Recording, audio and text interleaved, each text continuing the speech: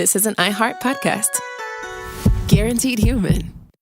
All cat parents understand the feeling of being totally ignored by your cat and often thinking, does my cat even love me? There's only one solution to solve that, Sheba. Feed your cat Sheba and go from feeling ignored to truly adored in 12 days guaranteed or your money back. Sheba has a menu of products, appetizers, entrees, treats, and even a kittens menu. So Sheba has a product for even the pickiest eater, like Sheba Puree made with bone broth, a smooth and creamy texture that cats love, or Sheba Grilled, protein-rich formula made with real chicken and seafood. To learn more, check out Sheba.com.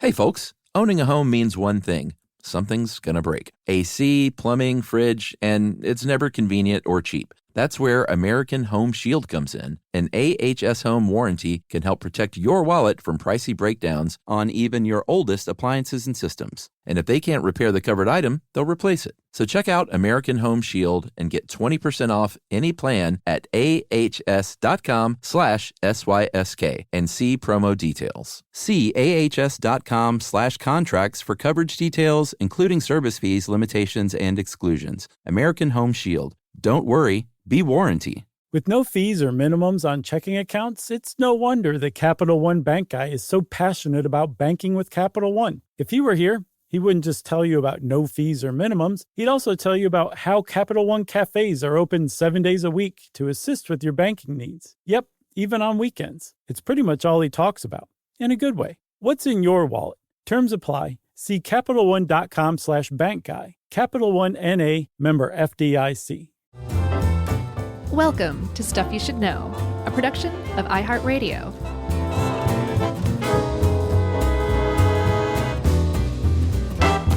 Hey, and welcome to the podcast. I'm Josh, and there's Chuck, and Jerry's here too. And this is Stuff You Should Know. I got nothing.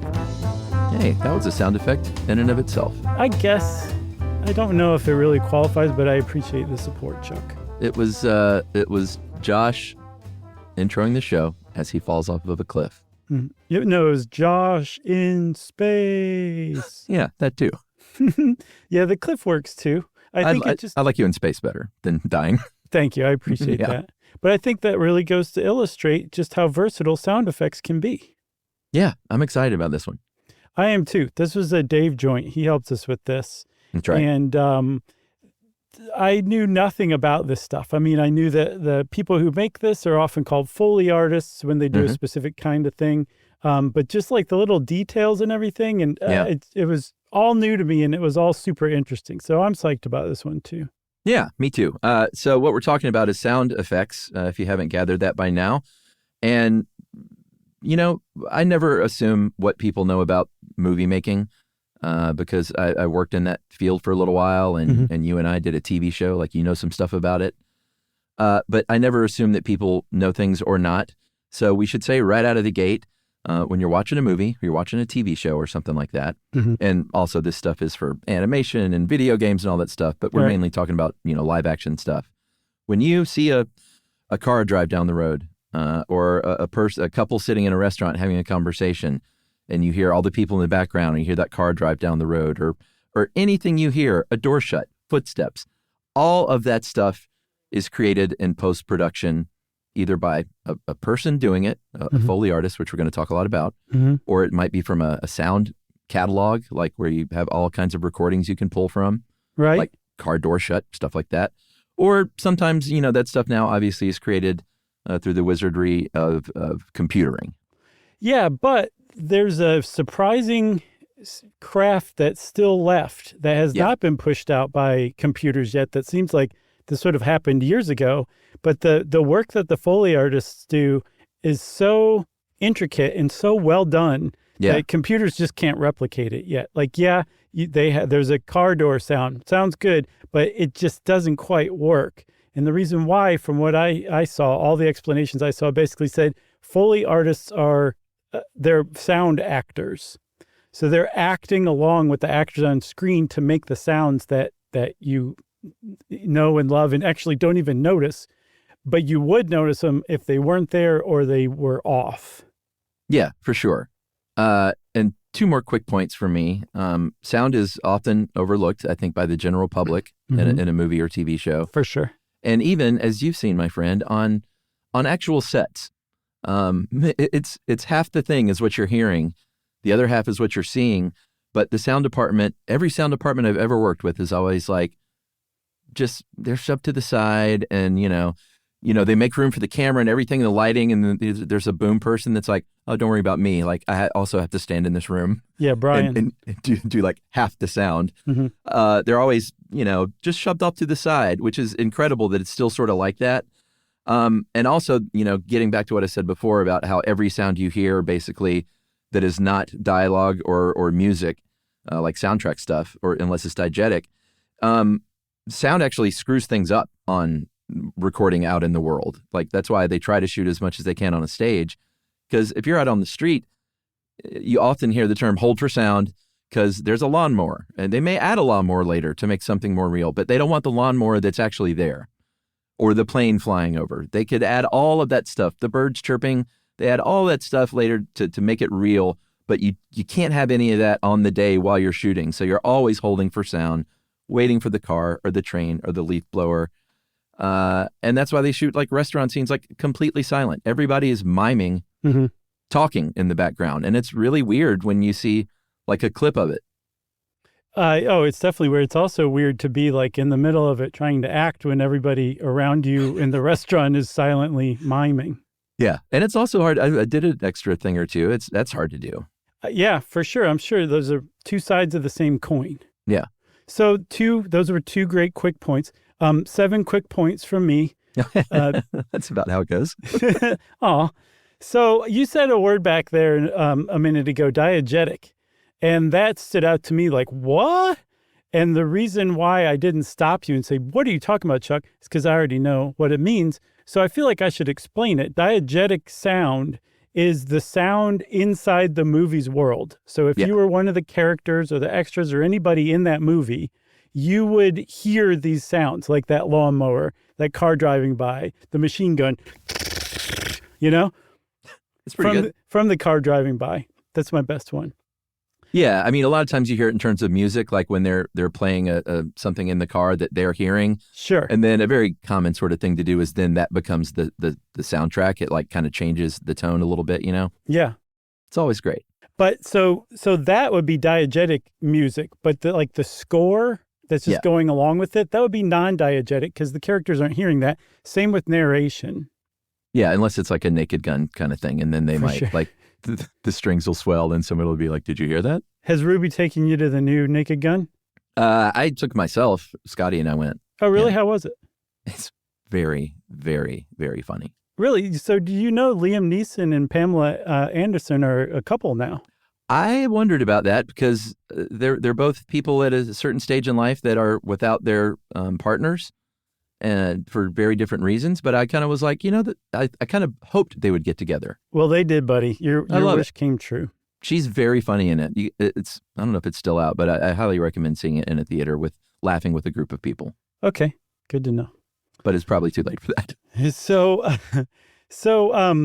you talked about how you hold for lawnmower and all that, and that stuff's added on later. I think something like 90%, I've actually seen higher than that, of the sound you hear in the film that's not dialogue or music is added later on in post-production. That's how important this stuff is. And like you said, though, it gets treated like a second-class citizen despite how hard they work. And I think if we get across anything in this episode, it should be how hard and creative the people who make sound effects are. Yeah, for sure. And again, we're going to get into the Foley stuff and mention things like sound banks of doors shutting and wind blowing and all that stuff that you can pull from. But a lot of times you have sound designers that go out and make their own recordings of that stuff. They don't want the universal catalog of car doors shutting. They want to get their own. Maybe it's a specific car. In fact, that's what they should be doing because car doors are very specific, the sound they make. So they'll go out in the field. There was a whole movie about that, Blowout, with John Travolta, where he played a guy that captures the sound of a car crash that ends up being very, murderous. Yeah. Yeah. That was actually a pretty good movie. Great movie. It's a classic, right? Don't people consider it a classic? There's also, so in addition to car doors shutting, like the vehicles themselves, the sounds they make, those are often like from a sound library. But I've also seen that they'll be layered. They'll like add certain details sometimes later on onto the sound library file called sweetening. Yeah. And that seems to be a pretty common thing. Even if you're taking stuff that you're making out in the field yourself, or you're making in the studio as you're watching the clip, you'll probably still layer all that stuff together to get like the most realistic, richest possible sound.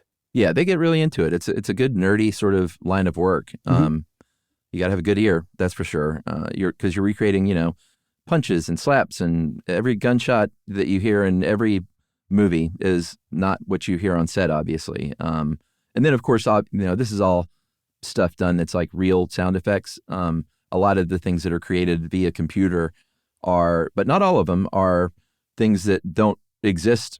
Like if you're going to do like a movie set in outer space, you're going to be making up a lot of brand new sounds that have never been made before. Yeah, they seem to love that stuff because they have like carte blanche to just go nuts and get creative, basically. Yeah, it's awesome. Another one that gets left out that sounds really boring, but apparently is really hard, are footsteps. I'm sure there's tons of sound effects of footsteps in libraries, but those don't work from what I've seen. From what I've read, they're essentially there because somebody put them there. People don't use them. You have to make the footsteps based on the actor and how they're moving, and not just in sync with them, but a good Foley artist will take into account the weight, the height, the gait. Are they shuffling? Are they high stepping? Are they goose stepping? They take all this stuff into account to make a specific kind of walk or footfall for a particular actor. Yeah, and a lot of times this stuff is dictated by budget. Obviously, Foley artists don't come cheap. So if you've ever been watching a low-budget movie and the footsteps sounded kind of corny, it's probably because they're pulling from a library. Probably. They're trying their best. They're doing their best. They don't have the kind of dough for that. So, it all just depends. So I say, do you want to go back to the beginning of all this? Yeah, which is surprisingly silent movies, right? Yeah, well, apparently it goes even further back than that to vaudeville. Before there were even movies, people would play along on stage to make sound effects with vaudeville acts. So it was a pretty brainless transition from vaudeville stages to the stage underneath a movie. And it was just somebody playing along, I think, to start with like drums and like maybe some clackers and a few different things. But it very quickly took off as like a cottage industry to make props for people who did this live to use. Yeah, props or traps. Traps, baby. Short for contraption. And a lot of times it was percussionists, even if they weren't literally playing drums, because percussionists are just good at doing multiple things with the hands and feet at the same time. Yeah. So they had these contraptions or traps, and they started making them. Like drum companies like Ludwig started making traps to just simulate things like the sounds. And, these are early talkies. So it's not like they were going for absolute realism with like a barking dog sound or a train whistle or a snore or a cash register. But they would make these traps that were close enough that people hearing this stuff for the first time in a movie were like, oh my God. Right. I never knew a dog actually sounded like that. Yeah. There's this video of a guy named Nick White, and he is a master of this. He has a bunch of like vintage traps. And he does live sound effects along with like black and white talkie movies, silent movies, sorry. And there's a video of his called Vintage Sound Effect Artist for Vintage Films. And it's amazing to watch him do this in real time. Because like you said, he's doing stuff with his feet, he's doing stuff with his hands, and then he's also probably got some sort of weird whistle in his mouth at the same time too. Yeah, and it's funny, Dave mentioned him later in the article, but I was going to bring him up anyway. This guy, Josh Harmon, is a very fun Instagram account to follow because he does it to old cartoons. Yeah. And he is really blown up. He's like got close to 5 million Instagram people now. Wow. And has had like some famouses on there that take part. And the delight of Josh Harmon's stuff is not only watching him squeeze a balloon to make it sound like somebody like Porky Pig is trying to get through a door, but the delight he gets at the end of the clip, he just always lights up with this wonderful smile. And Like one of my life goals is to sit in and do a sesh with Oh, Josh really? Harmon. Nice. Oh man, I've asked. Oh, have you asked? Well, just on Instagram, like, hey, I know I'm not Nick Jonas, but like I got a few people who listen to me. Can I get in there? And a bunch of stuff you should know. People are like, yeah, get Chuck. But he, it didn't get through. No. Well, keep trying, Chuck. I'm gonna. Maybe this will get to him. It could. Attention, Josh Harmon. Do this. What about slapstick, though? I didn't know that even. Yeah, the term is actually, slapstick is like physical, silly comedy made up with pratfalls. And the reason it's called slapstick is because there was a trap that people used to use that was a slapstick. I think I can imagine it. It's like two wooden duckbills that you smack together. Okay. As a clacker. Yeah. And they used that when somebody had a pratfall, like when they tumbled and fell or something like that, they would use this slapstick. That's cool. And So that's cool. where the name came from. So now you can go forth and tell everyone you ever meet where the origin of the term slapstick is from. I love it. Here, let's finish up with the jazz singer and then take a break. What do you say? Mm-hmm. Well, the jazz singer, as we've mentioned in other episodes, was the first sort of widely released successful talkie. Right. And I know we've talked about the Vitaphone before, so did we do one on silent movies, or was it just the birth of the movies or something like that? I don't know. I don't know. Well, Warner Brothers had developed something called the Vitaphone, and that was a separate machine that would sync the audio along to the projector while they're playing it. Mm-hmm. And it was basically like a record. They recorded it on shellac discs like an LP.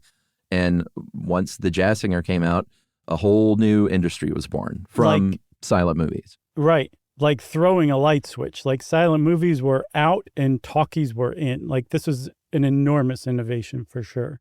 Yeah. I say that's a great setup for where we are in history with sound effects. All right. So we're just going to walk away.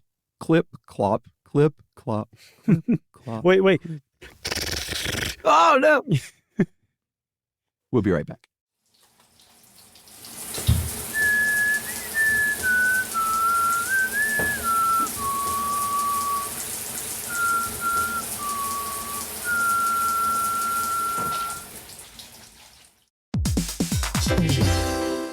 Hey, everybody, here's a fact for you. In the United States, there is a break-in every 26 seconds, and that means that somewhere right now, an intruder is getting closer. And the problem with most security systems is that they only alert you after the break-in has started, and that's too late. Well, that's what makes SimpliSafe different. They use alerts. SimpliSafe's U.S.-based live agents, they identify threats on your property and help deter them before they actually break in. So the intruder never gets into your house. The crime is stopped before it even starts. That's right. And another great thing about SimpliSafe is they have no long-term contracts. They give you peace of mind and great value with their monitoring deterrence plans because they just start at about $1 a day. Yeah, SimpliSafe sent us a setup years back, and I still use mine every day. Yeah, and apparently setup, you can do it by yourself in under 30 minutes, so it's a really good value and it doesn't take long. So if you want to experience the SimpliSafe peace of mind, you can take advantage of the SimpliSafe discount offered to Stuff You Should Know listeners. Right now, you can get 50% off your new system by visiting simplisafe.com/stuff. That's half off at simplisafe.com/stuff. There's no safe like SimpliSafe.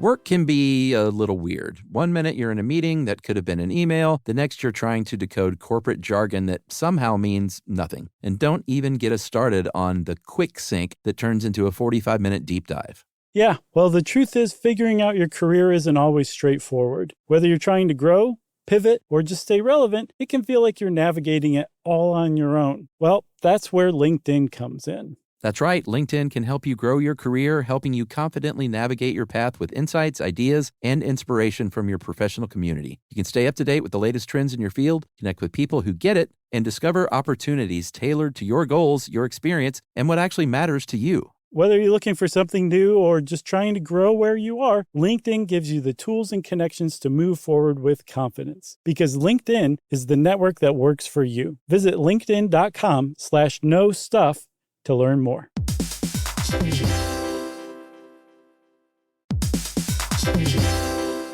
Hey everybody, we're here to talk to you about Wayfair. who believes that spaces should be functional, they should be comfortable, they should be well-designed, and they can be well-designed by you with their help. Your updated space should feel more comfortable, inviting, and practical for everyday use. And we're talking about outdoor seating. We're talking about grills. We're talking about major appliances. If you need storage solutions, Wayfair can help you out. Patio lighting, rugs, decor. It is your one-stop shop for home. Yeah. I mean, it's getting nice out, so it's time to think about living outdoors for the next few months. And Wayfair knows that outdoor furniture, it's heavy, it's intimidating to assemble. So Wayfair has stepped in and said, we're going to handle the hard part so you don't have to. That's right. You can shop Wayfair Verified, your shortcut to the good stuff. And that means their team of product specialists are going to vet everything by hand using a 10-point inspection, testing things like, quality materials, functionality, and features, and even how long it takes to build that piece of furniture. And the overall experience save time, reduce hassle, and improved convenience. Patio season is here, and these deals won't last. So head to wayfair.com right now to get your outdoor space ready for way less. That's WAYFAIR.com. Wayfair, every style, every home.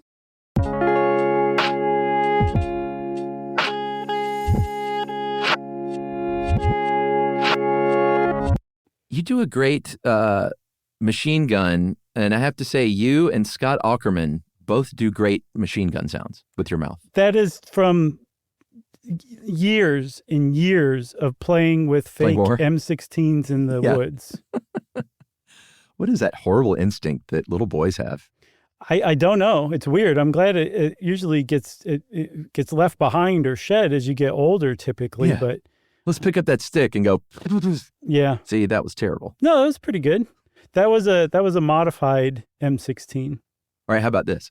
Bullet, bullet, bullet. Is that good? Did I ever tell you about the time I was playing laser tag, and it was like at 10:30 in the morning on a Tuesday for some reason, and we didn't have enough of us in a group to make it like even teams. Yeah. So the guy who worked there, this other kid, he played with us. And he caught me in a corner and got me. And then he just stood there and shot me. Like every time my chest piece would reset, he kept just shooting me and killing me. And finally I shouted at him like, stop. And he just laughed and walked away. But he killed me probably like 10 times in just, however long it took to reset. Oh, since you mentioned that and we're doing this today, I had my very first laser tag at Ruby's birthday party this summer. Nice. I had never done it before, and I was the only adult in there with all the kids. I was on the boys' team, and I was like, listen, guys, they're going to be running around and screaming and shooting. I was like, everyone find a position and stay there, preferably higher ground. And I feel kind of bad because we dominated, and I specifically dominated. Right. I beat it. It was like I had like 10 times the points as the next highest person. That's awesome. Against kids, though? Yeah. So I got in a high spot and was just picking them off as they came up. You're like Billy Madison playing dodgeball in Billy Madison. Oh, and not only did I not feel bad, I got a lot of satisfaction out of it. I'll bet, man. Yeah, it was fun. I'll bet. Instead of bullet, did you go laser, laser, laser? I did. Well, that's our laser tag anecdotes, everybody. All right. We got to talk about a legend named Jack Foley, and this guy's story is pretty great. He was there at the beginning, like where we left off with the release of the Jazz Singer in 1927. Yeah. So he was there at the transition to talkies, and he was doing all sorts of stuff. He wrote a monthly column in Universal Studios, like essentially company magazine, I guess. Uh-huh. He did that for decades. He was a great illustrator. He was an insert director where if you showed one of the Three Stooges like grabbing a paintbrush out of a bucket and you just saw their hand, that's an insert. And then they would edit that in later. The director who directed the whole thing, like the Stooges, probably didn't actually take that or get that shot. Somebody like Jack Foley did. Yeah. And somehow, some way, he ended up becoming a sound effects guy.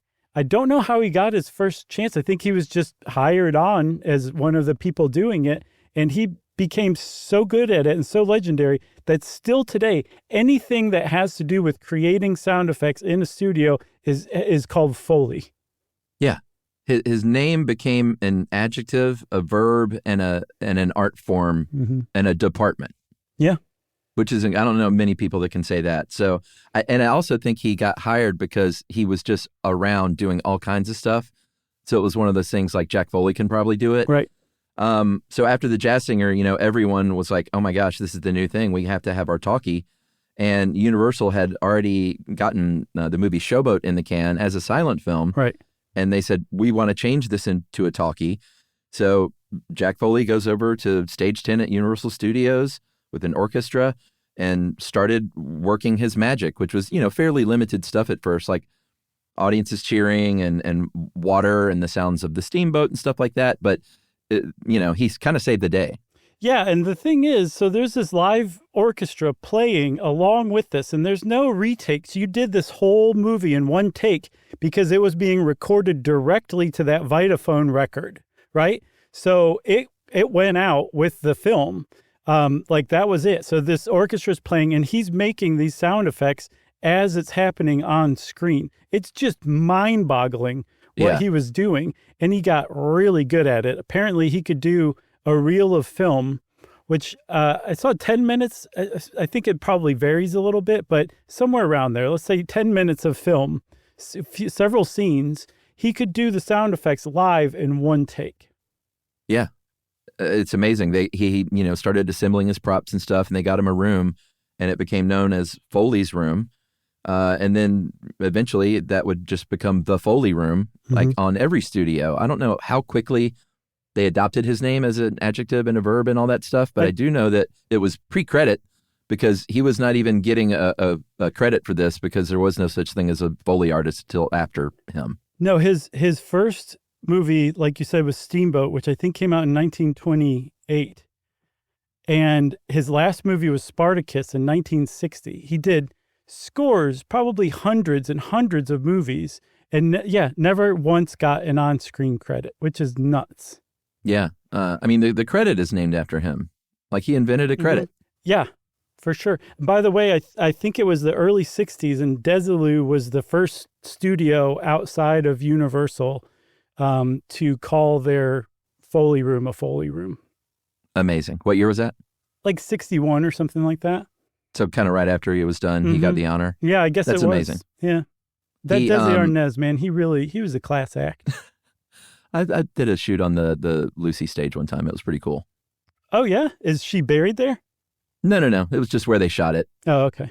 Like I would always ask anytime you're shooting at one of the old like Paramount lot or Universal, I would always kind of ask the old timers like, hey, what was here? And one time it was Happy Days, one time it was Lucy. It was always kind of neat. Right. Hans Moleman goes, I'm only 31 years old. A couple of books ago, I think 3 books ago, I read a really great dense Stanley Kubrick book, and he talked about this fact, which was in Spartacus. He didn't like the audio recording of the Roman army marching, so he was trying to bring in a big, fairly expensive 2-day shoot to redo that. And Jack Foley was like, no, I think I've got this. And on the spot went and got car keys and was able to recreate the sound of like the armor kind of clanking such that even Stanley Kubrick approved of. Yeah, which is really saying something. Yeah. But it went from potentially flying back to Spain and rehiring thousands of extras and reshooting these 2 days just for the sound to, no, check out these keys. I just saved your movie so much money. So that was his last one too. That was a great way to go out, I think. Oh, absolutely. Great movie. There are about 100 Foley artists working today in the United States, which, that's not a lot. I was sort of surprised it was that high, given sort of the digital takeover of a lot of things in Hollywood. Mm-hmm. But, they call them artists because they are true artists. They have, they're obviously, I mentioned earlier, they have great ears. Apparently, Dave found that some of them have to wear earplugs in movies and concerts and things like that because their ears are just so kind of tuned in and sensitive. Right. And they have their own language. They don't say, they may say clip clop of a horse, but they definitely make words up as sounds like, I need it to make a scritchy sound or it needs to sound poofy. And they just sort of know what they mean when they're talking to each other. Right. Oh, they definitely do. There's this really great profile in the New Yorker where I think that 100 working Foley artists came from. One of the Foley artists profiled said there was probably 100. But just the different words that they use for these sounds are like they immediately know what the other one is talking about. And just even more than that, they can point to some chain or block and tackle just hanging in a junkyard and say that'd make the swaying chink sound or something like that.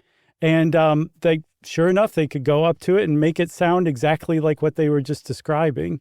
So it's like a really niche group of people who work in this really niche art. It's like you said before, it's an art form. And it's just fascinating to read about, let alone talk about. I'm fascinated right now, if you can't tell. Well, and just the ability to disassociate sound from object is key and just like super impressive. Like you mentioned, like to be able to look at a thing and not see the thing, but see the sound, or hear the sound, I guess, in your head. For sure. Potentially. It's super cool. I love it. When I was a kid, I remember seeing videos of Foley artists at work with a split screen of what's going on screen. And I was just like wrapped. Yeah. So that's how they do this. So usually they work in pairs because there's like in a given scene, there's probably frequently more going on than one person could possibly handle. I know Jack Foley pioneered using canes with shoes attached to the bottom to make multiple people walking at the same time. It's a lot easier to just have another person in there. So you have like a Foley partner that you work with. And then there's the Foley mixer. And apparently they don't really see what the Foley artists are doing because they're keeping an ear out to see if it matches what they think it should on the screen. They're making a lot of the final decisions on how it gets, like what sound gets made, how it gets sweetened or tightened or like tweaked or whatever. Yeah. And then if you step back and watch, like you said, they're in front of this giant screen or even a TV sometimes, and they're just acting along with the actor, but making the sounds with stuff that, you just would never say like, yes, this celery is obviously what you would use to make the sound when somebody falls down and breaks a bone. Yeah. But they use celery. Snap is pretty good. Yeah, it definitely works. It's an industry-wide vegetable. It is. They start with a spotting session, which is essentially just sitting down with the director and all the sound department and Foley department and just making a huge list. You go through the movie and you just have a huge list of every single scene, every single sound you need to make. Mm-hmm. It's not the same thing as ADR, which is additional dialogue recording, which is a lot of times actors will have to come in. We had to do this for our own TV show a little bit. Yeah. And you have to restate your lines for one reason or another and try and match it up, and we're watching the screen. But they do use the same technique called looping, which is just playing the thing on a loop over and over and over to try and, sync it as close as you can. Yeah, and it's amazing that anybody can do that because it's really hard. Yeah. What, ADR or Foley? ADR. Well, both. Yeah. ADR I felt kind of dumb when I had to do it because it was, you're trying to, even though we were bad actors, like we were trying to you're always trying to convey some sort of emotion with everything that you're saying, even if it's just normal or bored. That is true. And to do that in a room looking at yourself like with no experience, it was tough for me. Yeah. I blamed Brian for all of those. Oh no. So he'll hear this, by the way, so. Oh yeah, I know. I'm hoping he will. Yeah, I knew it. One of the other very classic things you'll see in a Foley studio is the floor will basically have like a raised section and it'll be divided into like squares. And one square will have like a concrete pad. Another square will have pebbles. Another square will have, parquet floor. Leaves, yeah. Leaves. Although I saw that they don't usually use leaves. They use like old magnetic reel-to-reel tape. Yeah. And magnetic just pull tape. it out and crinkle it. And that makes a better leaf sound than a leaf. Somebody figured that out along the way, that leaf sounds don't really make a good leaf sound. Isn't that crazy? That's how manipulated we are when we watch movies. True, but I have seen them go in the field for like forest walks and stuff. So there's a mix of everything. There's not like just one way to do things. Right, true. And they all, share stuff. Like whoever came up with the celery is probably regarded as a genius in the field. For sure. Yeah, I'm sure they were using carrots before that. Right. I also saw there was in that New Yorker profile, one of the Foley artists talks about a Halloween mask of the Tin Man that got handed down from her former Foley partner when he retired. And she was like, nothing will ever make this sound. It's like it's described as a yawning shit sound. I can't even wrap my mind around that. But what sound is it supposed to be? A yawning shit sound. I don't know. I think Like, what's it used for? I don't know. Okay. If you wait a little bit, I can look her up and call and ask. Oh, no. That's all right. I just wondered if you were like, and that's the sound of a pot going on a stove. How about this? Let's edit this in. The sound of a pot going on the stove. Okay, perfect. But she was pointing out, like, I think they even said, like, she ordered a new one online, and it came, and she was like, this doesn't sound anything like it. It's made of different materials. So, like, it's so nuanced. I saw a quote from David Fincher, the director, who is, like, a huge fan of Foley artists. And he basically was like, we're looking at, like, a scene of some people having a meeting in a lawyer's office. And he's like, what does the naugahyde or the leather on the sofa sound like? Yeah. Well, like, is it fake? Like, is this a strip mall lawyer's office? Or is it like a really well-heeled lawyer's office, so it's real leather? Like, that kind of attention to detail that Foley artists make, like, that's what makes a movie, like, engrossing or, at the very least, extremely realistic. Like, that level of attention to detail. Yeah, or if you're not paying attention to detail like that, it makes something stand out and you may not even recognize it, but subconsciously it may just, a sound may sit wrong if they don't do it right. Yeah, like if somebody sits on a leather couch and it makes a yawning sound, right? You're going to be like, what was that? That's a Tin Man helmet. Right. You wouldn't believe them if they told you. That's right. So the Foley stage is amazing. They have that floor. It's just riddled with props and weird things that they don't call it by the thing. They call it by the sound it makes. Mm-hmm. Like, you don't say, give me those coconuts. You say, give me the hooves, although they don't use coconuts. It's a little bit of a Monty Python reference there. But yeah, it's a fun looking room. Like, I encourage everyone to go see some like YouTube video of a Foley artist in work in their little kind of cool air conditioned dark room. There's water, there's usually like a bathtub. There's usually a working toilet, and just all manner of props that people use. That's right. You want to take a break and come back and talk a little more about sound effects? Let's do it.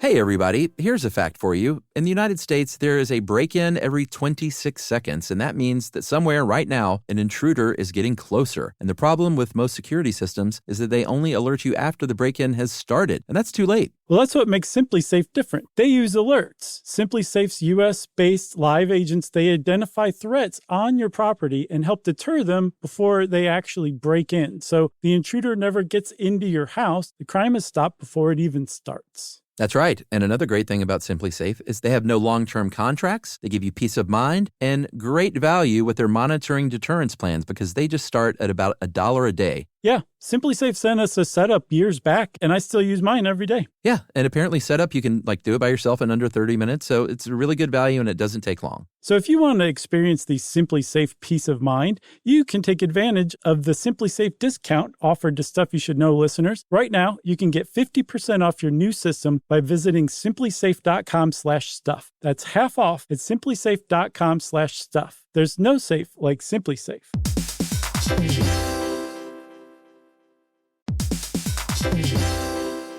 Work can be a little weird. One minute you're in a meeting that could have been an email. The next you're trying to decode corporate jargon that somehow means nothing. And don't even get us started on the quick sync that turns into a 45-minute deep dive. Yeah, well, the truth is figuring out your career isn't always straightforward. Whether you're trying to grow, pivot, or just stay relevant, it can feel like you're navigating it all on your own. Well, that's where LinkedIn comes in. That's right. LinkedIn can help you grow your career, helping you confidently navigate your path with insights, ideas, and inspiration from your professional community. You can stay up to date with the latest trends in your field, connect with people who get it, and discover opportunities tailored to your goals, your experience, and what actually matters to you. Whether you're looking for something new or just trying to grow where you are, LinkedIn gives you the tools and connections to move forward with confidence. Because LinkedIn is the network that works for you. Visit linkedin.com/knowstuff to learn more.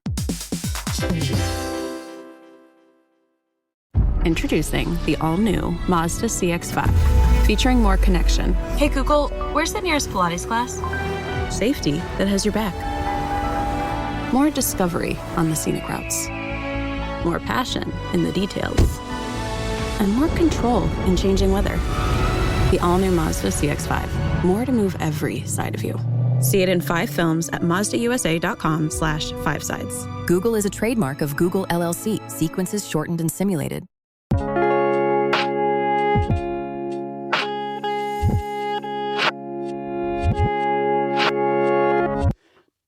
Let me open my door. Yeah. Oh, that was good. And then look out, Chuck. Going out again. All right. So Dave kind of dug up some fun classic Foley tricks from famous movies.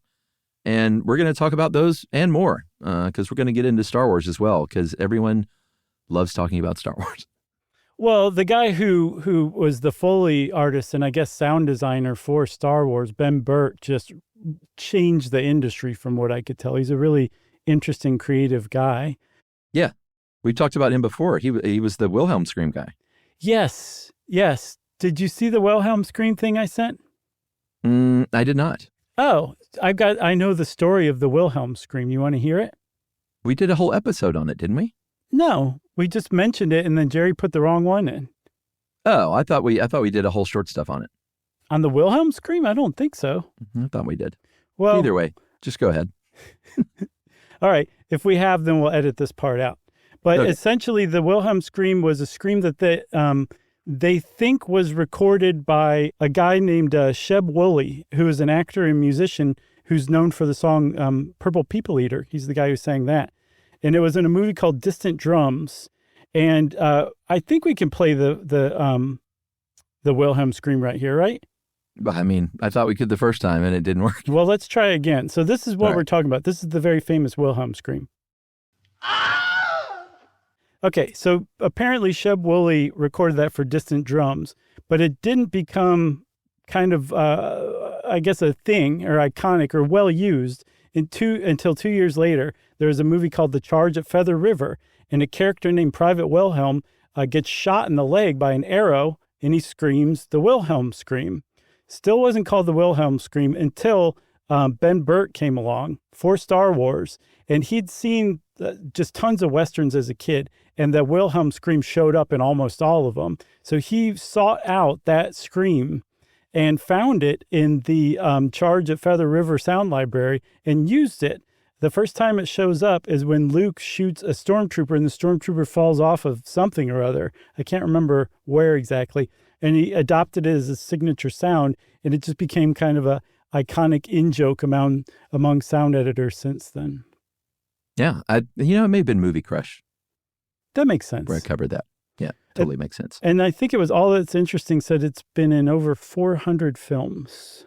Amazing. Yeah.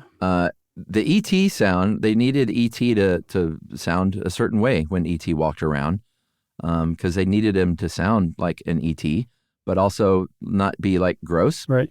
They wanted people to like E.T., so they used like Jell-O wrapped in a damp T-shirt and raw liver, apparently just for the sort of squishy walking sounds. That's a pretty good one. Yikes. What about Titanic? This is a good one. No spoilers. I'm going to spoil the end of Titanic. Oh, come on. So you can dial out now if you want to, but at the end of Titanic, Kate Winslet is floating on a door or a piece of wood or something. I think it's a door. And she's freezing cold, and they used apparently frozen lettuce to recreate the sound of her hair moving. Yeah. It was perfect because I remember that sound effect. I don't think I was like, that crispy hair sounds crazy at the time, but when I read about it, I remembered that it made some sort of impact on me. Yeah. To prevent anybody from emailing in, apparently it's not a door. Everybody says it's a door, but some people on Reddit found the piece of the staircase that it was taken from. So James Cameron's film was so accurate that you could determine that she was floating on a piece of staircase that is shown earlier in the Titanic before it sinks. I think it was a door. That's fine. I knew somebody was going to email in and I wanted to burst their bubble. Fight Club, if you've ever heard of fist fight in real life, I'm sorry, because that's a really dumb thing to do, is to punch somebody. But a punch to somebody's face in real life or to their body doesn't sound anything like it sounds in the movies. It's a fairly boring sound. So they need to recreate that, obviously. And a lot of times they're punching, raw meat and things like that and adding extra like bass and kind of tweaking it in post. But apparently in Fight Club, chicken carcasses were pounded with baseball bats, along with the sounds of cracking walnuts. Yes. Pretty good. There was this movie called Berberian Sound Studio back in 2012. Did you see it? I've never heard of it. It was a little art house movie. What's the British actor, the short British actor with glasses? Toby, somebody. He played Capote, Truman Capote. Oh, yeah. Toby Jones, maybe? Yes, you're right. So Toby Jones is in it, and he's a Foley artist who starts to descend into madness. And essentially the entire movie takes place on a Foley studio stage. And there's parts where they're stabbing a melon to make the sound of the person on screen getting stabbed. And the Foley artist who actually worked on that movie said that they had to use wet cloth and wood to make the sound of the Foley artist on the screen stabbing the watermelon to make the sound of the person on their screen getting stabbed with a knife. I think I do remember that movie. I don't think I saw it, but I remember that happening. It's worth seeing. It's a slow burn that possibly, depending on your view, never actually ignites. Okay. But it's an interesting movie. He does a good job. They should put that on the poster. Possibly never ignites. Josh Clark. Right. They're like, this is the best we could get. Melons are useful. Use a lot of melons for a lot of things. A hand inside a melon apparently was when that first dinosaur egg hatches. Sorry, spoiler alert. In Jurassic Park, it was a hand inside of a melon combined with the cracking of an ice cream cone. Very nice. I also saw Raiders of the Lost Ark, that famous boulder rolling at Indy in the beginning of the movie, first movie. Yeah. It was a car with no motor being rolled down a hill. Oh, okay. And that was also Ben Burt. Oh, was it? That makes sense. Yeah, he did all the Indiana Jones movies. He did E.T. He was clearly a Spielberg, Lucas-y guy. Yeah, he was good, and probably still is. Is he still working? I bet he is. He's in his mid-ish 70s, so I bet he's still out there. Okay, there we go. I like to think he is. Should we talk about some of the Star Wars sounds too while we're here? Yeah, I think so. The blaster, Star Wars blaster, very, very legendary film sci-fi sound. And you'll see a lot of sound people that just like kind of always carry around their recording device. I don't know if they do that kind of stuff on phones now, just to say like, hey, this, like, just to pick up the sound. But back then, for Ben Burt, it was a Nagra reel-to-reel recorder. Mm-hmm. And he was he was just collecting sounds all over the place to potentially use for Star Wars. And that's kind of the fun thing, is just looking around the world and like just collecting noises and say, this might come in handy later. You never know. Right. And they were in the Poconos, and he went to he saw a radio tower with those big big bundled wire support cables. Mm-hmm. And he was like, I wonder what that sounds like when I hit it. He hit it with a rock, and it made that sound. And then he did it at another tower, a radio tower in the Mojave Desert, and combined those, tweaked them a little bit, and that's how you get that laser blast, which you too can make if you ever see one of those really, really taut cables. If you hit that thing with something metal, it'll go, pew. Yeah, there's a bunch of different laser blasts in Star Wars, but the ones that were made with that sound effect, once you know that, you can really clearly hear it. It's perfect. Yeah, I think it's the blaster sound. Well, you mean Han Solo's blaster? Yeah, I mean the blaster is just a type of gun. I mean, we're probably going to get in big trouble from Star Wars people. Probably. But when Dave put laser sound, I was like, oh no, you can't say that, dude. It's a blaster. Let's move on to the TIE fighters. How about that? Let's do it. Those are actually the very famous. Hey, that's pretty good. Thanks. Those are African elephants that are roaring, layered over one another, and then distorted so that it doesn't sound like elephants. But when you hear that and you go listen to the TIE fighter sound being made, you'll say, yeah, that's an elephant, I think. You do a Chewbacca too, don't you? No. I thought you used to do that, no? My Chewbacca sounds like this. Wow, wow, wow, wow, wow. It's like a nitrous. I could have sworn it was you that did a pretty good Chewbacca, but No. maybe not. But apparently Chewbacca was made by just combining a bunch of different animals and, again, layering them on top of one another, including a walrus, a badger, and a bear at the very least. Mm-hmm. And then we got to mention R2-D2 because that's where Ben Burtt brings in, and, a big change in the industry is when the synthesizer, especially the Moog, was invented, because not only could you make all sorts of like cool space agey music for soundtracks, you could also make just bleeps and bloops, which is what he did. He had a Korg synthesizer, a very early Korg, and did these, beeps and boops for R2-D2. And, you think, all right, that's great, big deal. But the genius of it is that he somehow creates emotion and conveys emotion through these beeps and boops from a little droid with a synthesizer. Yeah, it's magic. That's the reason Foley artists are still around, because you just can't do that with stock stuff from a sound library. Yeah, or you could tell when it's done that way. For sure. There you go. So one other thing we should probably touch on real quick are nature documentaries. Yeah, get ready to be disappointed. Yeah. They get a lot of guff for basically fudging stuff, and they are legendary for fudging stuff. Like, apparently they'll use semi-domesticated animals that they rent to film, chasing a lamb around or something like that. Mm-hmm. But one of the things they're very frequently criticized on is using sound effects and really kind of going overboard with them. But by the nature of what they're making, they have to use sound effects to begin with. Yeah, I mean, a lot of this stuff is filmed on very long lenses from very far away. If you're filming a lion tracking down an antelope and killing it, right, you're not like right up on it, so you don't have the sound to begin with. Maybe they bring some people out there with those long distance mics to record some stuff, but then there's just so much ambient sound they probably can't use it. Mm-hmm. So generally, if you see like, a Planet Earth Discovery documentary, the sound department is handed kind of like a silent film almost. Mm-hmm. And they use, it's not like they have to use like real animal calls for the real animals. They're not just like, hey, let's make this lion sound kind of like different. Right. So they want accuracy there for sure. But, when you see a mushroom growing in a time lapse, they're just adding all those sounds of like a mushroom stretching its arms out. Yeah. Or I guess mushroom doesn't have arms, its head. Sure. I mean, lean in and put your ear to a mushroom as it's growing, and you're not going to hear anything. Yeah. Doesn't make a sound. No. Another one they get accused of is making the northern lights make a sound. Yeah. Those don't make a sound. There's just all sorts of, like, if you stop and think about it, like a close-up of a spider walking on a leaf, it wouldn't make a sound, but it would look weird to not have a sound. Or at the very least, it looks better. That makes the whole thing better to add a sound. Nature documentaries are so fudged to begin with that I don't really have a problem with that. The sound. Yeah, part. I don't have a problem. And I think if someone, like you said, if you sat someone down and showed them just the realistic thing with just the realistic sound, it's probably not nearly as compelling. They'd be like, "Can I leave now?" You got anything else? Yeah, one last thing, just sort of on the note of using things like Pro Tools.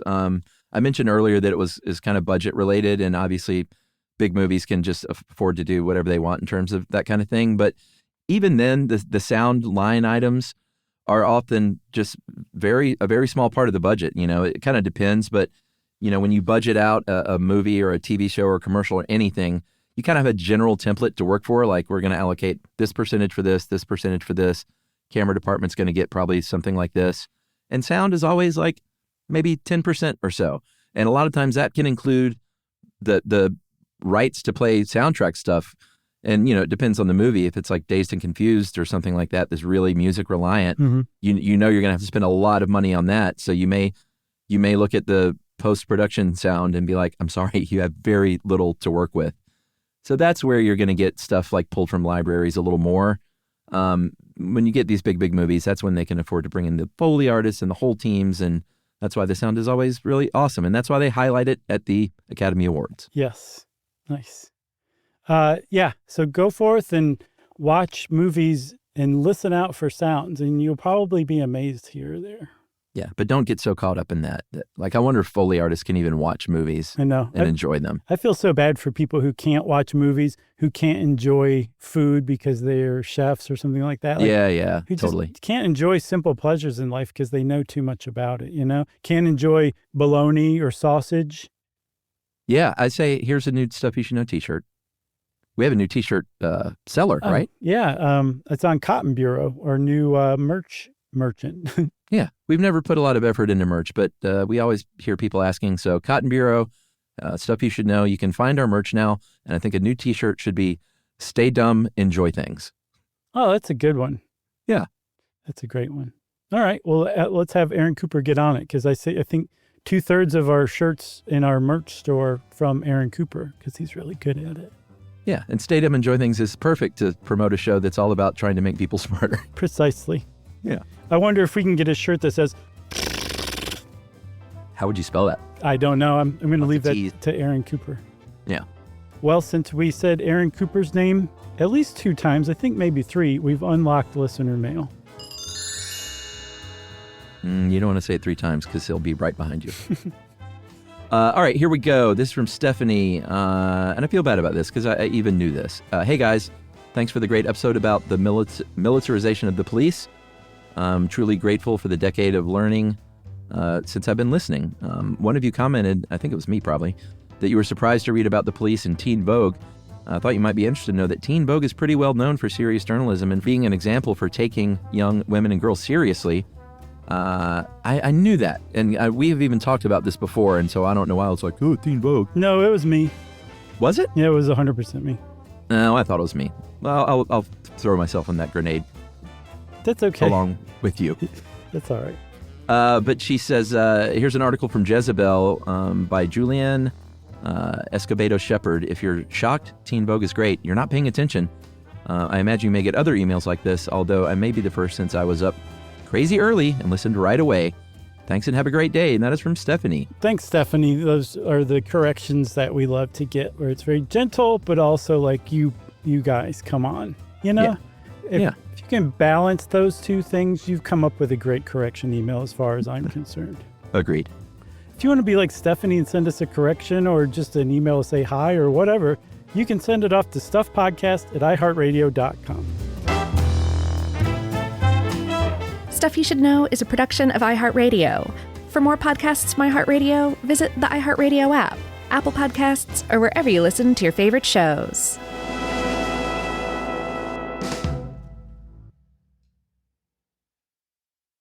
Introducing the all-new Mazda CX-5, featuring more connection, Hey Google, where's the nearest Pilates class?